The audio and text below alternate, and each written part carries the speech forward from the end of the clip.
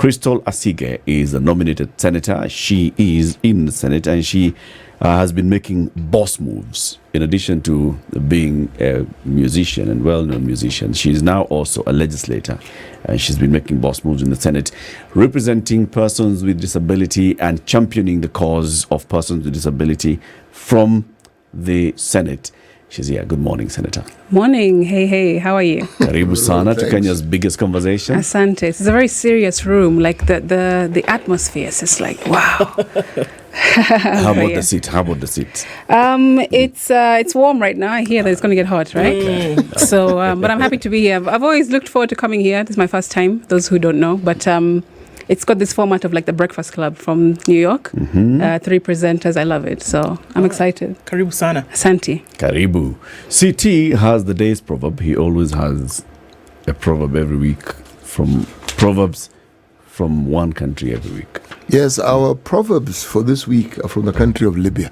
All our proverbs are from the continent of Africa. Every once in a while, we will showcase a proverb from some other part of the world, but just to sort of like augment the proverb for the day from Africa. This week, our proverbs, as I have said, are from the country of Libya. He howled before going mad. He howled before going mad. Senator, what's your interpretation of that?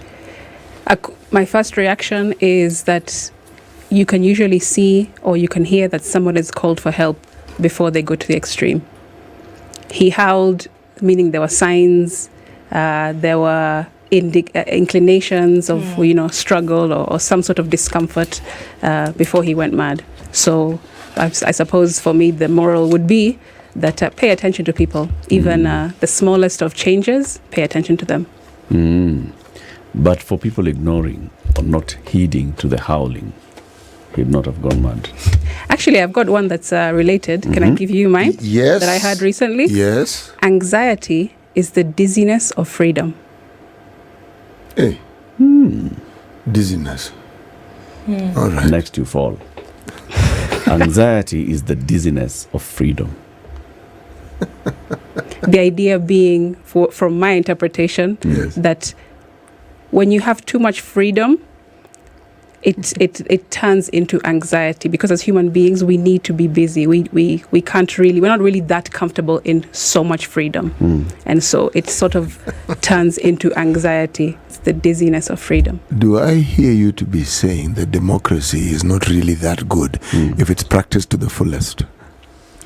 Because democracy affords us freedom. Interpretation.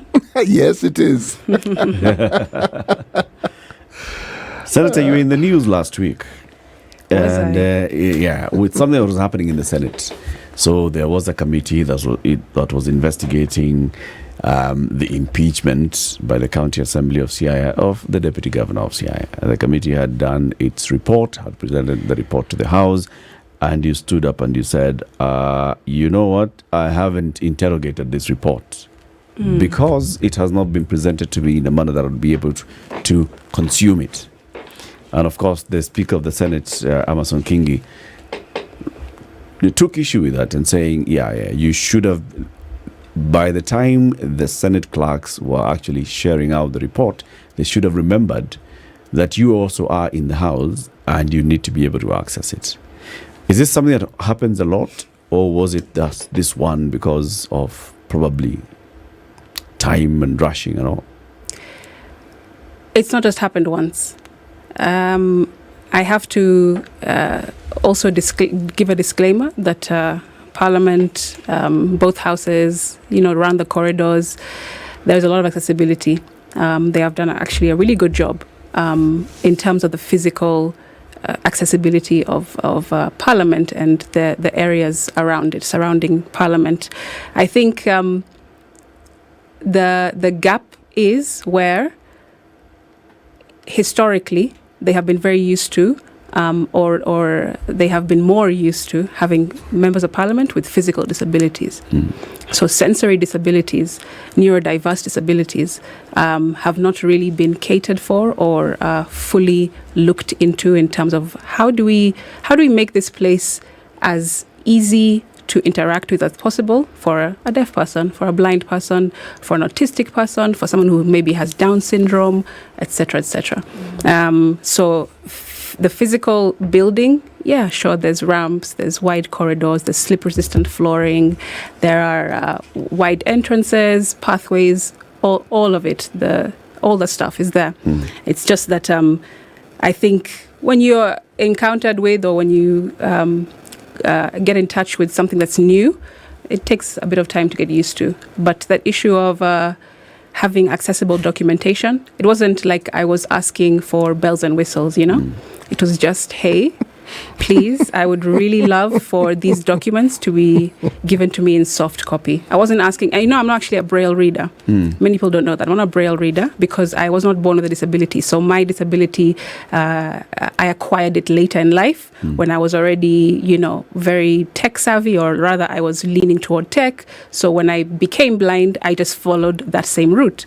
So for me, my devices, my screen reader, my iPad, that's how I function.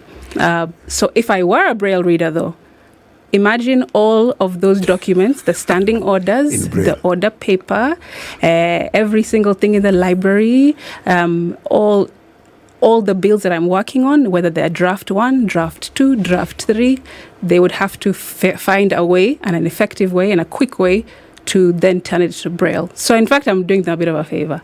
At least I'm coming in, sort of like...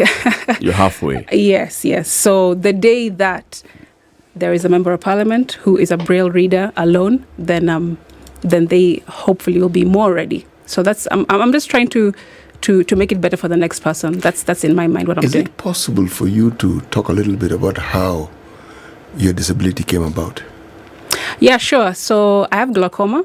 Yes. It's a condition that I feel like you might have spoken about here before with professionals, Yes. or ophthalmologists.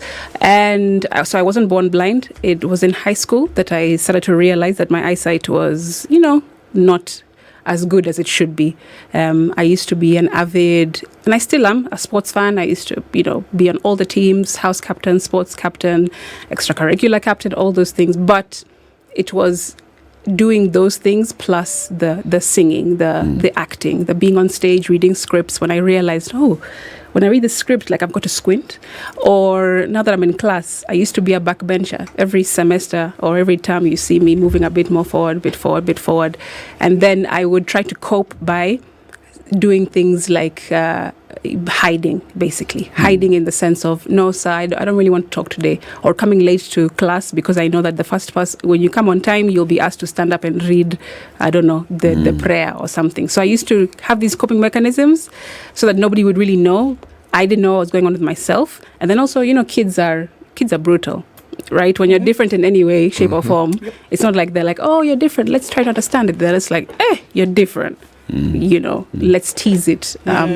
So I was trying to avoid all that by coping. And then when I went to university, fast forward, I went to study in the UK. That's when I went for a normal checkup, because by that time I had some glasses, which I used to use for reading. I went for a checkup and they told me, we're sorry. You need to stop all that you're doing today and go to an ophthalmologist. Don't go to another optician because your issue seems quite urgent to go into the hospital and get your eyes tested, because your pressures in your eyes are in the 40s and normal pressure should be between like 10 and 15. So from 10 there, and 15, and you were in the 40s. Correct. Okay. So from there, I did a bunch of tests at the eye hospital, and then I was sat down by the doctor and I was told, this is what you have. It's called glaucoma. It's more aggressive in black people. Because also you're young, it'll have more time to take its effect, because it usually happens to, elderly 70, 80-year-olds. And just all that will come with it. And they gave me a prediction of I'll be blind by around 25, so on and so forth. So I need to basically get myself ready. Did you? Did you immediately start acting on that? Or did you say, come on, these guys? I was definitely like, come on. I was like, these was good. They don't know my God, yo. Yeah. What? what are they saying? I'm going to go blind. Doomsayers. Correct. Yeah. I was like, how can God have told me that you're going to be a person of the stage? You're going to be a singer. You're going to be somebody who speaks to people, uses your voice. Sportswoman. I need my eyesight, of course. So at that time, I was in denial. I spiraled a little bit. I started to do things that were not in my nature because of the coping and the ignoring. And then finally I had to just, face it. And I was alone in the UK. My parents were not there. I was living alone in Bristol. So, and the friends that I had over there, of course, they're all the young people, right? They're all 19, 20-year-olds, partying, living life, exploring. They don't have time to, again, like in high school, give you a shoulder to lean on. Like, we understand what you're going through. Let's come around your community. So I was doing it very much by myself and with God, I suppose. Yeah. So when I faced it, when I said, okay, all right, God, I'm here now. I can see it's happening, because you can see when your eyesight declines. It's not like you wake up and you don't notice it. So it was something that was with me every morning, every day. And I just came to a place where I said, all right, God, if this is happening, that's cool. But you be the one that leads me along this path. Because I need someone to hold my hand. I need someone to help. So why politics? Fast forward again. Why anything, I suppose. When you have a purpose, I think the universe comes around you to help you in every way possible to achieve that purpose. That's if you have agreed to take up that assignment. That's what I believe. And I think it's just another culmination, another branch of using my voice. I'm a singer. I'm a poet. I write. I speak. And this is just another avenue to do the same thing, but on a much bigger platform, which not everyone gets the opportunity to do, for sure. But I think it's part of the story. Whatever the story will be at the end of the day, it's part of it. When you sing and you write poetry, what do you seek to communicate? I seek to communicate that everyone wants to be seen and to be heard and to be understood, no matter their ability or disability. Like, that's what, as human beings, we all want, right? That's what I believe. We all want to be acknowledged, to be valued for our opinions and our thoughts and our ideas, to be accepted, no matter what form that takes. So I think that is my ultimate sort of like assignment. Oftentimes when we think, or when we have a conversation about the inclusion of persons living and working with disabilities, we say it's because they want to come and contribute something to the conversation, without even being sensitive to the fact that, wait a minute, these are human beings who are part of the conversation anyway. So for you, getting into politics, getting into anything that you would have gotten into, was it to be part of the conversation, or was it to change something in the current conversation that did not include somebody who would have a challenge? I think in everything I do, I don't just come to be in the system, I come to rebuild the system. So absolutely, there is a teaching that all of us have to deposit in this world. Otherwise, we're not supposed to be here. That's what you guys do here every single morning, right? That's what I believe. And so I think my teaching is about acceptance. It's about diversity. It's about inclusion. And so wherever it is that I go, I'm constantly teaching. Right. In fact, can I get some things off my chest? Just like Please get 2 them minutes. Off your chest. Okay, Take great. 3 minutes. Thank you, Mr. Speaker, for your indulgence. So I think that it's really important for Kenyans to understand, and this is what I've been seeing, and the disabled fraternity are wanting these messages to be cascaded, across the nation as much as possible, which is language. That's the first thing I'll say. Language is really important, and this idea, or rather the tradition of saying persons living with disabilities, I think needs to be phased out. The correct term is persons with disabilities. So, you are your personality. You are your character. That's your identity. It's part of who you are. You are a woman, you're a man, you are black, you're tall, whatever it might be. And so when the society says persons living with disabilities, we're not living with disabilities. You live with your parents, you live with your auntie, you live with a housemate, you live with a pet. But a disability is not something that you live with. It's not something that's outside of who I am. It's correct. It's just like my personality, my character, my disability. So since, of course, Kenya is a signatory to the United Nations Convention on the Rights of Persons with Disabilities from 2008, and that is how it is, the terminology is very clear. It's persons or people with disabilities, not living with. So, number one, Kenyans, kindly, let's try and drop the living with that in mind. You're not living with blackness, you are black, for example, right? And then the other thing is euphemisms, okay? I don't know if anyone is close to the internet, if you can pull up the meaning of euphemism. Or I can actually, let me ask Siri to assist. Notifications button. Okay. Hey Siri, what's the meaning of euphemism? Euphemism means a mild or indirect word or expression substituted for one considered to be too harsh or blunt when referring to something unpleasant or embarrassing. Did we hear that? I can repeat it. Good. A mild or indirect word or expression substituted for one considered to be too harsh or blunt when referring to something unpleasant or embarrassing. Correct. So with that in mind, euphemisms are usually used, for example, to talk about sex. It's something that we're a bit embarrassed about, so it's a milder way to describe. Bodily functions, we use euphemism. Death, we use euphemisms, right? And then also, society has turned disability into euphemisms. Handicap, the word. I did some research a long time ago. And it seems to stem from a time where in the horse races, rich men come together, go to the horse races. And what happens is that the faster horses, they put weights on them so they can be a bit slower and at least give a bit of competition to the slower horses. There's a bit of competition, right? So that was called a handicap. You handicap the horse. So that is where it's reported, this word which we now use to describe or identify persons with disabilities comes from. That we are almost like, it's almost the idea of we are handicapped from the race of life kind of thing. We have an extra weight, an extra burden on us. So instead of just saying disability, we say handicap, because for you guys, not you, the three in the room, I mean you, society, the non-disabled, feel like it's a bit, it's a bit more polite, to say handicap. Being cautious. Correct. Right. Another euphemism. Than to say? Than to say disabled. Okay. Yeah.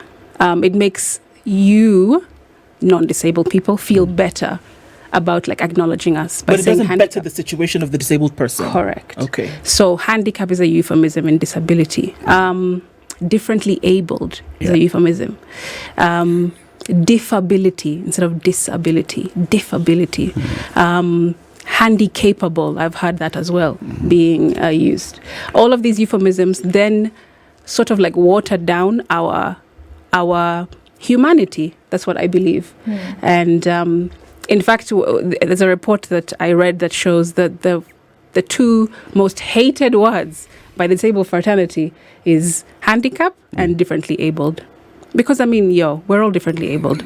Sitting at this table, you're differently abled from me and each other, etc. So what's up, Another one, special needs. That is, for me, that takes the cake, y'all. Right. Because as much as we are all special, none of us are special. That's my opinion. Are there people with special needs? I think we all have special needs. Like What- special.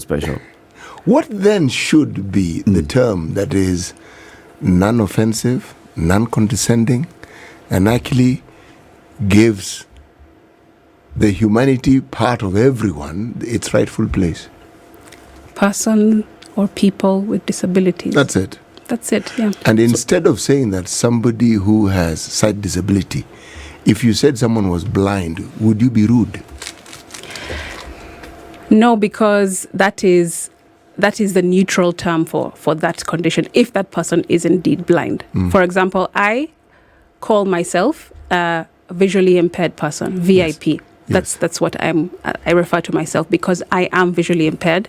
Like I said, I wasn't born blind. I was born with full sight, and mine continued to decline over several years. So it was low vision, and right now I can, like, very small. I can tell, like, it's daytime.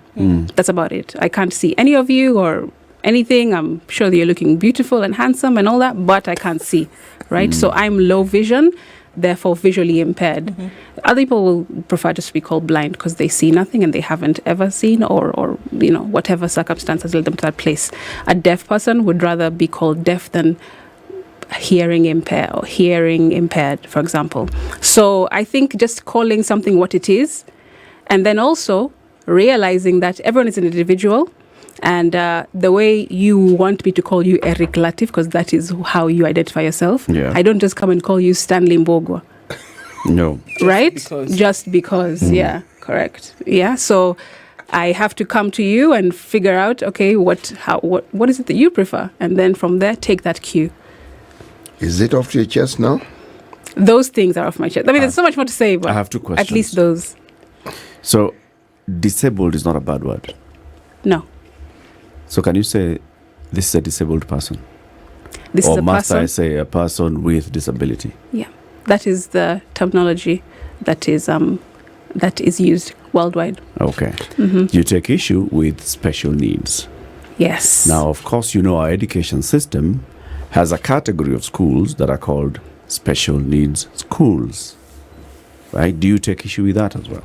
I do. And there are teachers who are specialized in special needs. The course is called special education. Yeah. Yeah. It has been called special education for the longest For the time. longest Yeah. time. Yeah. In short, people call it SPED in some places. Yes. do you have an issue with that? So personally, I do. Yes. It's still in the euphemism sort of discussion, that piece. I think, like I said, we're all special and none of us are special.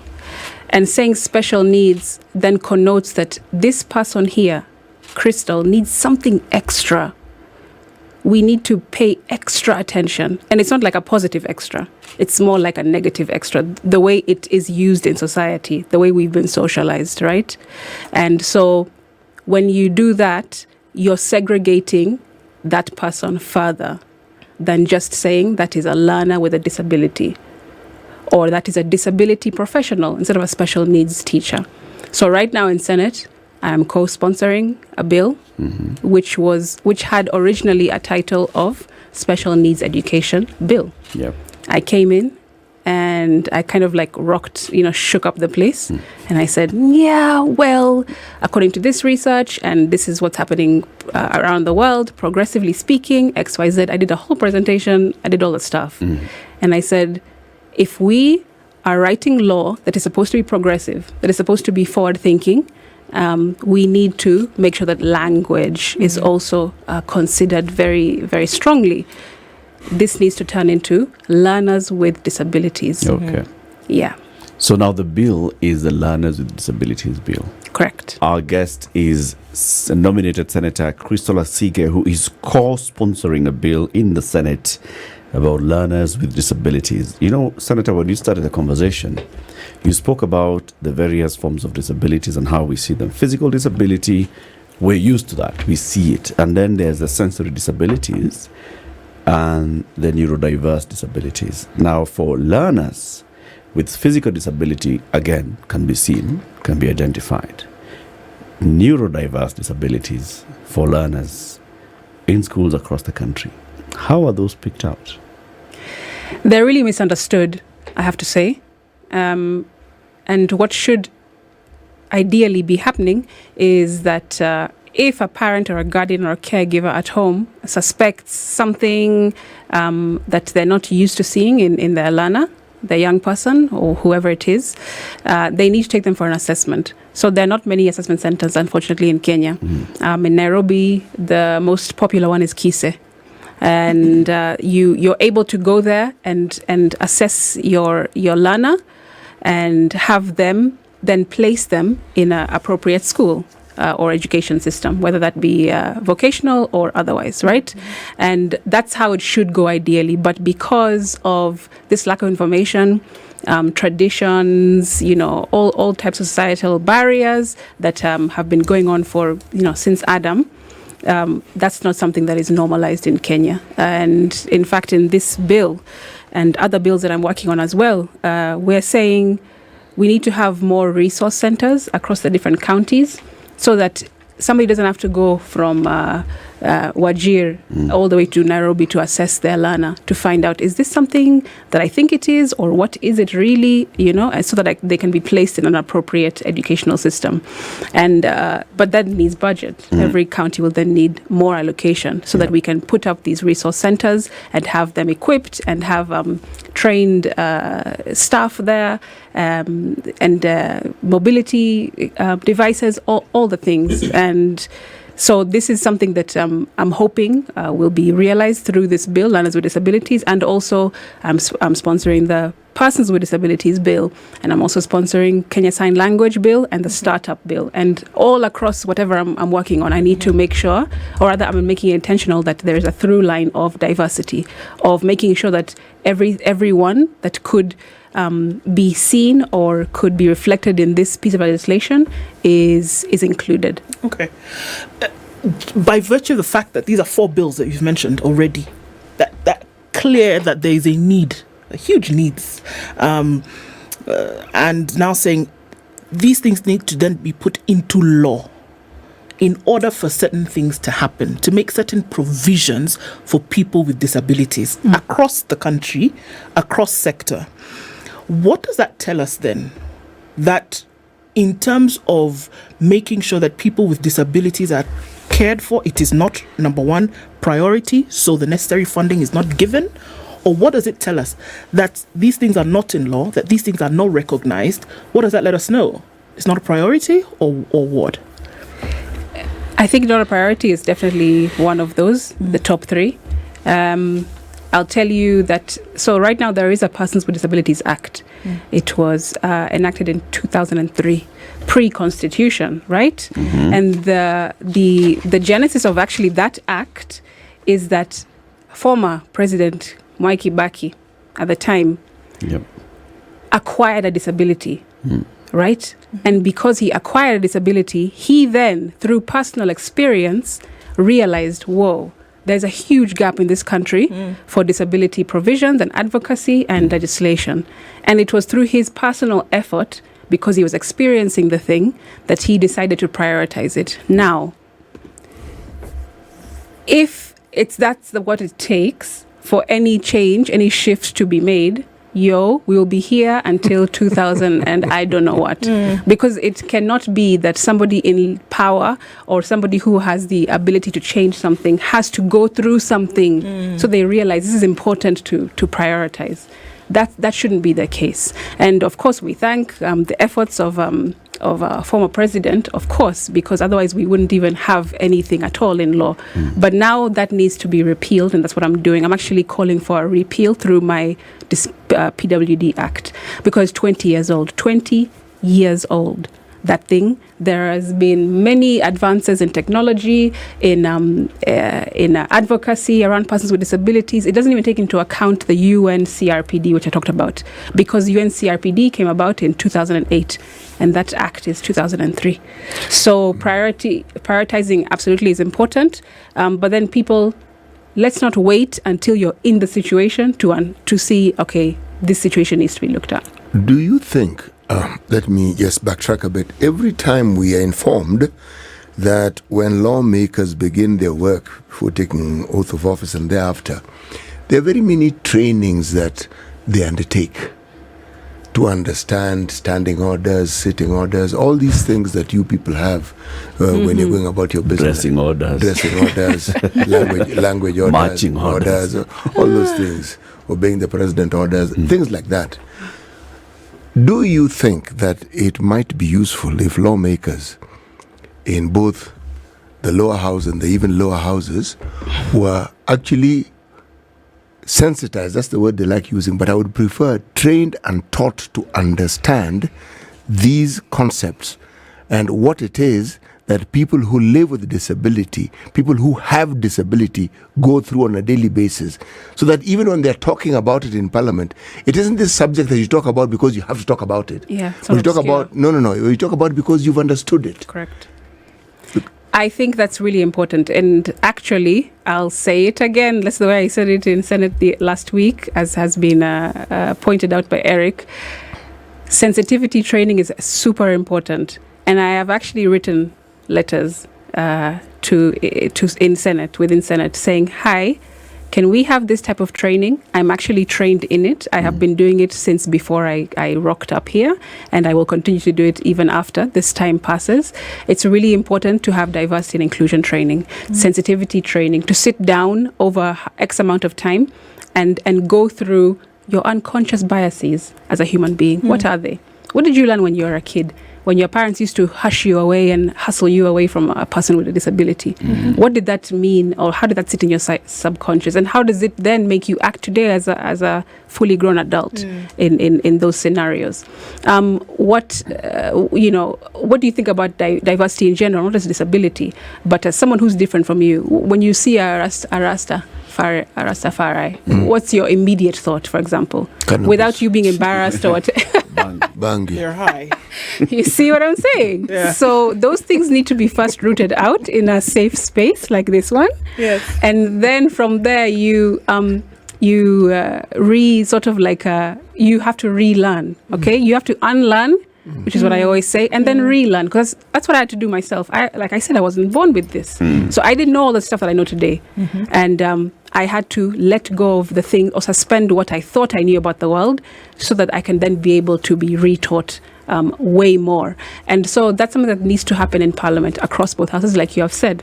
And I have brought the same thing up. Unfortunately, it hasn't happened yet. I hope that it's something that's prioritized in this financial year. These things are never somehow prioritized. We need more legislators. One has to push and Correct. push and push. Correct. As though you're a mad person. Correct. Otherwise, you will not be heard. That is absolutely true. And that's why that day I stood up, because I was, like I said, I was exhausted. I'm exhausted of saying things and just sort of, not for it to not be taken seriously, or whatever the reasons might be. And so, in fact, I had even forgotten that we were in an impeachment sitting, that it was, being watched by everyone. I was just like, yo, I am enough. Yo, this is grinding my gears, man. That's all I was thinking all the time. But, the Universals had it so that people heard. Even now, my boda guy is like, hey, compare senator. And the way and I was like, what you are? And he said XYZ, and he's like, what you said really touched us as Kenyans. And I was like, wow, okay. But it takes a bit of shaking up, which is a correct. lot of shaking up. The howling. Yes, it's the howling. Before. Yes. Don't make me go mad, Parliament. How should this, be secured for posterity? Is it through amendment of the standing orders to make sure that at the beginning of every session of Parliament, there is this sensitivity training or workshop? Yeah. I think, there was an induction that happened in Naivasha when we all, first started back in September or October. Yeah. I think part of that needs to have a serious session on disability, on diversity and inclusion in general. How do we make this place more diverse? How do you think, as a legislator, in a more expansive way, so that when you're writing legislation, you are thinking about all the different types of people that this is going to affect, not just the typical middle-aged, abled man, because that's ableism, right? There's this term called ableism, and that's what it is. It's that we think and we act and we do and say according to what is, in quotes, normal, which is usually a middle-aged man, right? And so we build a society around that. This person, of course, we're building roads because everyone can walk and everyone can see and everyone can hear, and that's how our minds have been conditioned. So it has to absolutely happen, but then not just from the top, also in judiciary, they also need to have it. In the executive, they also need to have it. It can't just be one place, because it needs to be a collaborative effort, absolutely, in order for it to sort of cascade down into private and public sector, into even the mamambogas, into the kiosks, so that people understand, like, okay, when I interact with somebody, I don't just assume that this is the kind of person I'm interacting with. Yeah. There's an instrument. I'm going to call it an instrument because that's what I see it as. It's called a disability card. How exactly does this instrument work, and what does it purpose, and does it achieve its intended purpose? So the disability card, when you have a disability, you're supposed to apply, get an assessment at Afia House for someone to say, yes, this person the crystal is actually blind or visually impaired. And then after all the processes, you apply then to National Council of Persons with Disabilities, and you get this disability card. And the card essentially is supposed to give you benefits, give you at least allow you to be identifiable as a person with disability, and all the well, do I call them perks? Not really, but you know what I mean. Therein. And what are they? These perks, these benefits, what are they? So, for example, tax exemption is the biggest one. If you're in employment, which is actually really unfortunate, because right now, when I did my research, stats show that in Kenya, there are only 361,000 PWDs who are employed. And the employment in the public sector or private or both? Both. Out of the 17.5-ish million people who are employed, only 361,000 are PWDs. And how many are card-carrying persons with disability? How many are adults? How many registered persons with disability who would be employed? How many are we talking about? The number is low. I don't have it on top of my head. The percentage is 2.2% of our population are people with disability. 2.2. So if you do the maths, that is also refuted, by the way. But go on. Yes, it's probably more. Correct. Yes, because it's like if you look at our population, you talk about birth. Those that are recorded are just a percentage of those who are actually born. So not everybody who's born gets into the system. They may get into it later. So if you're talking about newborns, sometimes, again, as you say correctly, the figures may not represent the truth. But let's go with 2.2% for purpose of the discussion. Correct. Okay? Now, I am concerned and I'm interested in finding out how exactly it benefits the person with the disability. Yes. Because, okay, the card has been there. It was intended for a purpose. There are perks. Okay? Tax exemption, that's one. What else? That's one. So tax exemption up to 150,000. That's the threshold. If you earn anything below that, you do not pay tax. When it comes to 151,000 and above, then you get taxed as normal. Right. And the PWD bill that I'm drafting, or that is in second reading right now, has actually a provision for that. I am proposing to raise that ceiling. Correct. Yeah. So that's one. Number two, you are able to access tools of trade through the National Council of Persons with Disabilities with this card. Those tools of trade are a bit, I'll just say painfully sort of like limiting for me. They include a salon kit, or you can get a sewing kit, you can get a knitting kit. Shoe mending kit. That's not even there, bro. It's not even there. You can get a couple of farming tools. There is also like a mechanic box, a toolbox. In short, they didn't really consult people with disabilities when they were writing this, did they? Because you're then saying that as a PWD, all you can do is make hair, babe. That's all. Or farm. Yeah, correct. You can't be a software developer. Yeah, you can't be a website designer. No. You can't be a performer. You can't be a teacher. You can't be a teacher. That's what you can't be a sportsman or sportswoman. No. You sit here with you to this. Correct. Take this sewing kit and go forth and prosper. I'm so away. So away. So I think these are the kind of things that need to, for sure, be real. And that's not part of the National Council. There is a separate sort of agency that provides these tools of trade. But that's another one, tools of trade. And how many people with disabilities are in these councils and these organizations that look after the interest of people with disabilities? National Council of Persons with Disabilities report that they have about over 60% of their staff working who are disabled. So, and the board that makes these decisions? I am not 100% sure, because there has been a reshuffling recently. right now. Yes, because if you have a board that makes the decisions and the policies, Yes. and there are people who do not have, they should be just one or two maximum.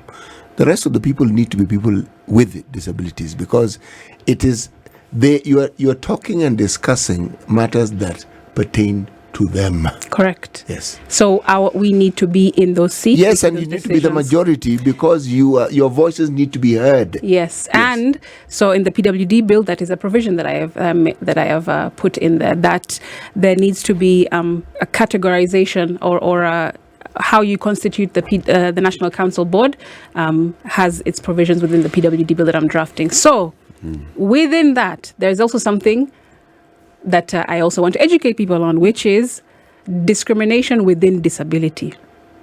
So it's akin to this discussion of like colorism.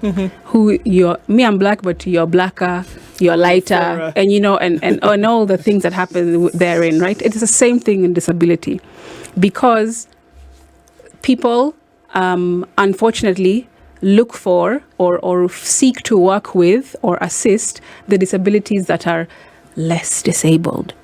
Okay, those that they can sort of like handle, right?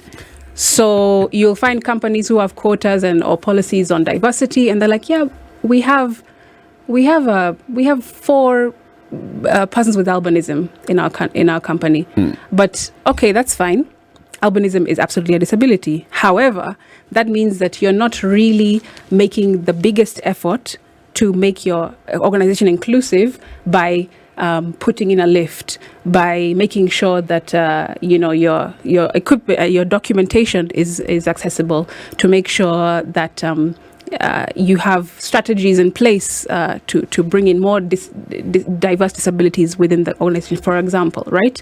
So people, unfortunately, and I go around telling people all this all the time, which is you cannot discriminate within disability. Okay, it's already a tough journey. Okay, don't then say, oh, but hiring a visually impaired person will mean I've got to hire, their guide, and that means that I'll have to buy software, special special for that. That's what people think, though, and so it then makes them shy away from actually being diverse and actually being inclusive. So when you have discussions as a business about making money, you bend over backwards if it means your profit margin will go up, isn't it? Yes. Now precisely, because you see the benefits. Yeah. Now, how do you get people to see the benefits? Because it is assumed that somebody with disabilities is not a complete human being. And so the perception is that they shouldn't be considered in the same vein as others are considered. Now, this really is the fight in my mind. How do you get people to stop talking about human beings all being equal and actually getting to the point where you actually treat them and you consider them and their needs and their diversity in the same way you consider everything else? So diversity, there's reports that show, research shows that the more diverse you are as an organization or an institution, whatever it might be, it's not just the right thing to do, but it's a smart thing to do for productivity. The more diverse we are here in this room, the richer our conversation will be, right? If we were all Eric Latif, it would be an echo chamber in here, right? It's good that we are not, or we are all from different places, different experiences, backgrounds, and so on and so forth, ideas, opinions. And that's what makes this show. Same thing in the workplace or parliament or wherever. Yeah. If you have more diverse workforce, then it increases productivity, it increases creativity. Correct. All of those things. For example, innovations that have come from have been inspired by disability. Text messaging was created as a solution for a deaf person trying to communicate. I think it was in the 70s or 80s.